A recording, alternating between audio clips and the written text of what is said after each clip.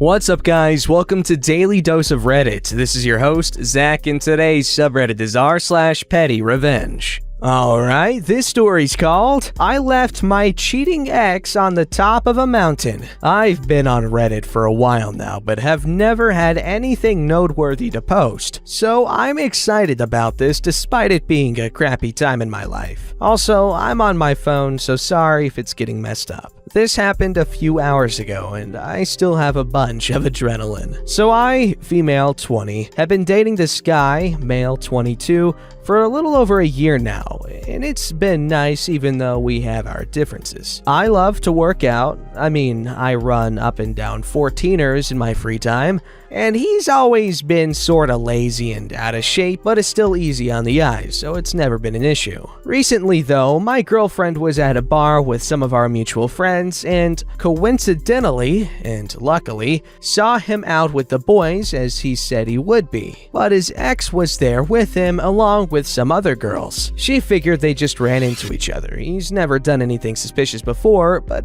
I guess I've been a bit too trusting. She said she just kinda looked over there occasionally, but decided to text me when they were a little too close. I called him cause what the hell? And he said he'd just be with the boys, and he said he'd be home when he got home and hung up. At this point, I realized that I hadn't been paying much attention to his behavior. Not him, we literally lived together. Being preoccupied with college and work and everything that I brushed off fell into place, and I realized he was most definitely hooking up with his ex. He always stayed out late, would ignore my texts and calls for hours, hung out with his friends but never invited me, and has always been ridiculously protective of his phone, saying he wants to live his own life and it's private, which I should have called him out on, but I'm way too naive, I guess. This was my first real relationship. Anyway, he got home way late, like 3 a.m. I hadn't heard anything from my friend or him, but had been staying up plotting my revenge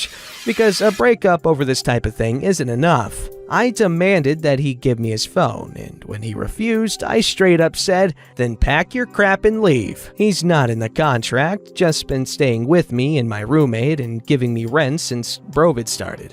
I guess he didn't realize I would actually say something like that. I've always been super gushy over him and basically tend to his every need. Clearly, I would never be the one to break up. He gave me his phone and I didn't know where to start, but eventually found a messaging app I've never heard of. And sure enough, when I opened it, the first name to pop up was his ex. Turns out, they met almost every weekend for drinks or a restaurant, and most definitely hooked up afterwards, as well as sent pics to each other. I was pissed, but already had some petty revenge planned. He said the classic crap like, I could be better, I never meant to hurt you, I'm so sorry, you've been nothing but good to me, and the infamous, I can change. I had been waiting for that, so I said, prove it. Come on my hike with me tomorrow. Show me that you can change your ways and do something I like for once. I'm fairly manipulative. Oops. I've been trying to hit a 14er, a 14,000 plus foot mountain for those who don't live in Colorado,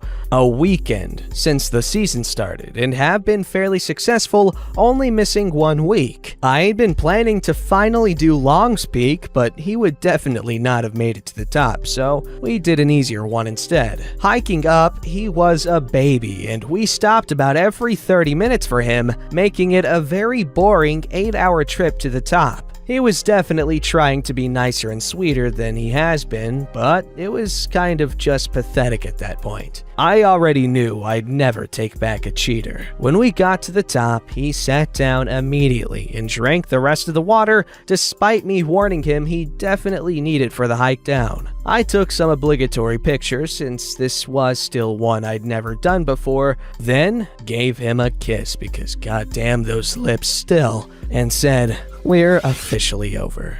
Then turned to start my jog down. He was exhausted and couldn't keep up for long once we hit the trail again. But he was saying a bunch of stuff that I mostly tuned out, but I heard him say, slow down, you're just gonna have to wait in the car, woman. To which I said, just call a friend, or better yet, your ex. I'm writing this in the car right now, and since I don't have the reception Hopefully it'll reach Reddit while I go home. It was a pretty long hike, so I doubt he'll be home for a while. He does have reception, and there's a water fountain at the trail ahead. I made sure I'm not too much of a butthole. I don't know how things will turn out when he comes to get his stuff and where he'll go after, but I might update this if anything interesting happens. I'm really happy despite everything. I commented an update, but people said just edit it into the post, so here. Update! I wasn't going to do this for a while until all of his stuff is moved out, but I would love to address all of the comments concerned on his health and the whole kicking him out situation. People will be probably disappointed with this as it's not that interesting and I didn't add to the revenge at all, but this is apparently necessary. To all the people posting hiking horror stories and calling me psychotic, a little background on my ex. He grew up in Canada with an extremely outdoorsy family who loves to camp, taught him basic survival, and forced him on hikes as a kid. We have both camped together and snowboarded together. I ensured his pack would be enough should he get lost. He had a survival beacon that I used for backcountry skiing, paracord, a knife, compass, first aid kit, emergency blanket, whistle, bear spray, flashlight, ferro rod, like 3 or 4 Cliff Bars left, proper layered clothing, and probably other stuff I'm forgetting that I shoved in there. He is no dumbass to the wilderness and can follow a trail that was, extremely at least to me, heavily trafficked yesterday. He got dropped off by his friend and sure enough did not feel like moving all his crap out, which was fine. It was a long day. He slept on the couch and I got everything out of my room last night. I was gonna help out downstairs with getting all the little things of his since he's pretty moved in, but his ex showed up to help him pack, so now I'm just in my room writing this. We talked a little bit last night because I was curious about, well, everything. He was extremely pissed, but I think too tired to take it out. Yelling, not physical. He said he stayed a ways behind a large group and kept their pace till he got to tree line, then lost him. He thinks it took him about 5 hours to get down, but he's terrible at time estimates, so it could have been shorter or longer. For those concerned about him having daylight left, people start 14ers way early in the morning, if they're not running up them, and we particularly started around 4:30 a.m., summited around 12:15, and had plenty of time to get out before nightfall. Additionally, I'm not sure when it posted because it was my first and only post, and I didn't get any notification thing that it ever went up while I was driving or when I was home. I woke up to all these comments. He's moving in with his ex and mentioned nothing about me illegally kicking him out, which I doubt he is concerned about. Yeah, he gets mail here, but I don't think he would consider he has a legal case, if he even does. All in all, things went well, and I'll never forget the look on his face at the summit. Mount Elbert, for those asking. Damn, that was some freaking revenge. Petty, I would say closer to pro. Maybe regular. But that just goes to show, don't cheat on a girlfriend that is that badass. Alright, this story's called Boot Tag and Toe. This was response to a PettyRevenge post, and a few people asked me to post it in its own, well, except for one guy. My elderly mother, who has never held a driver's license or owned a car, moved to Colorado, where most unit owners had indoor garages under their units, except my mom's, who had 2 outdoor stalls. They had a condo board, and the president of that board was a serious douchebag. Knowing my mom didn't have any cars, he always parked there and used the other stall as his personal visitor parking. It was convenient for him as the stalls were close to his side door that was close to his corner unit. I come from a very large family of 9, and myself, or one of my brothers or sisters, visited every day, and we often had nowhere to park. She had 12 siblings, and they all visited frequently too, and both stalls were always occupied with his cars. Eventually, we approached the douchebag and asked him to stop parking there as we need both stalls. He told us we should use visitor parking so he wasn't inconvenienced. First, we put up a no parking sign. I bought it online from a sign printing company so it looked just like a city sign. sign. It wasn't hand printed on cardboard. Then we sent him a registered letter telling him we would boot and tow any vehicle we found in our stall. I set up a motion-activated webcam pointed at the stalls. It was a little too far away, so I got a lot of false positives, but it would alert my phone if someone parked there. I knew the douchebag drove a Cavalier, and his visitors drive either a white car, a red pickup, or a silver sedan. In my city, you can't tow anyone until the police have ticketed it. Tow companies won't even hook up unless it is tagged. So I would get alerts from my webcam, phone my mom to confirm she didn't have company, then phone the cops to get them tagged. They would often take 3 or more hours, but I would get another alert when they were there. When I got the second alert and saw the cop car sitting there,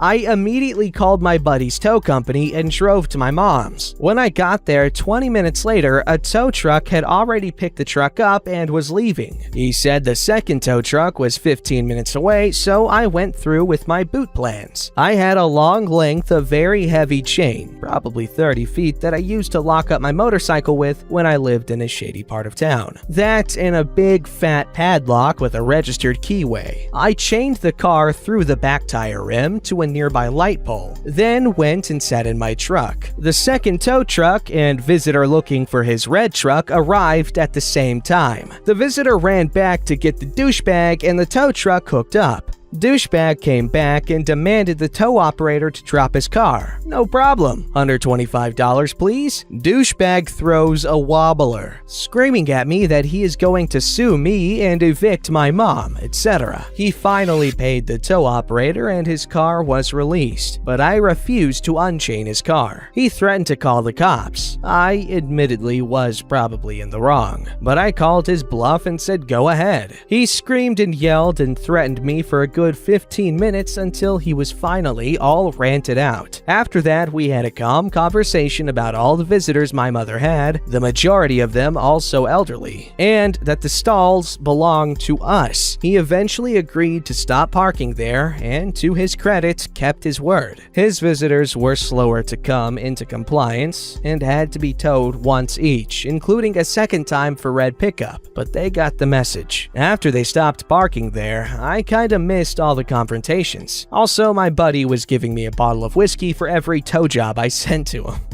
That's funny. That's a really cool story. Very large families. That's baffling to me. I know it was definitely a lot more common like a century ago to have a dozen or more children, because like the survival rate of your kids was pretty low compared to now, at least. But anyway, glad it worked out in the end, and glad that he ended up being a cool dude about it in the end. Also, they had more kids for the extra hands too, I'm pretty sure, right? Depending on where you lived. Alright, this story's called, You Wanna Be Loud? I'll Get Louder. I had this one neighbor when I was in Arizona. She and her husband lived above us and would bang on the walls, play loud music, and yell and scream at each other at all hours of the day and night. I filed a complaint with our courtesy patrol one night after 3 months of this, to absolutely no avail. The office did take action and courtesy patrol did too, but they refused to change. So I went back to the office with a plan. I had a small but powerful Bluetooth speaker at my disposal, and I warned the office what I was going to do. And believe it or not, they said this was fine so long as I didn't leave it on for hours on end. These people in the office were awesome in more ways than one. Now, important side note. Our neighbors were super religious, so the next time they started in with loud noises, I took my speaker, duct taped it to the bottom of our balcony, and put on some Slayer at max volume while I'm on my patio smoking. I barely hear her yelling over it at me and ignore her. Then there's a knock at the door that I happen to hear because I was grabbing a beer. Time to watch the world burn. I open the door and start with a friendly, "Hello, what can I do for you?" She starts going on about my music and how loud it is, to which I say, "Oh, is it bothering you? I can change it if you like." And I did. I went and borrowed an even louder louder speaker from my other neighbor and good friend. We'll call him Pete. So I turned that one up to max and put on some other, more hardcore band with chugging guitars and endless screaming, to which I get another knock on my door. Same lady, still on a rant, to which I responded by pausing my music so that she could hear me very quickly. If my noise in broad daylight on a weekend is bothering you, how do you think I feel about your banging on the walls and yelling at your boyfriend at 3 a.m. on a work night? Or your loud music when I'm trying to go to sleep? Keep it down and we won't have this problem anymore. And I slammed the door in her face. I only dealt with it 2 more times. The last time she had company over. She never got loud again. I never saw the same people enter her apartment. Edit 2. Holy moly. I don't want to sound like I just posted this for attention, but I just want to say thanks to everyone who commented. I may not have responded to all of you, but I read through all of them. Thanks for the upvotes, comments, and awards, y'all. Hopefully, I was able to put some smiles on some faces today. Being completely honest, I've had a crappy day, but all of you kind strangers have put a smile on my face today, too. So again, thank you and rock on! Noisy upstairs neighbors. So I talk about my neighbors sometimes, my upstairs neighbors, but I was staying over at someone's house yesterday, or 2 days ago. I don't even remember. Holy crap, my time stuff is bad in my brain. Anyway, so we didn't end up going to bed until like 3, 4 in the morning. And there was so much noise. It's honestly ridiculous. Like constant running like downstairs, even though there was no stairs in these buildings. And it was like banging, like so much noise. It was honestly, it's the kind of thing you would see in this stupid ass cheesy sitcom, you know, that would exaggerate it. It was no joke crazy. And then in the morning, it was like stuff being broken outside. It was just nuts. Did have good crepes in the morning though. That was a fun time. Don't forget to like, subscribe, and hit that bell to never miss an episode.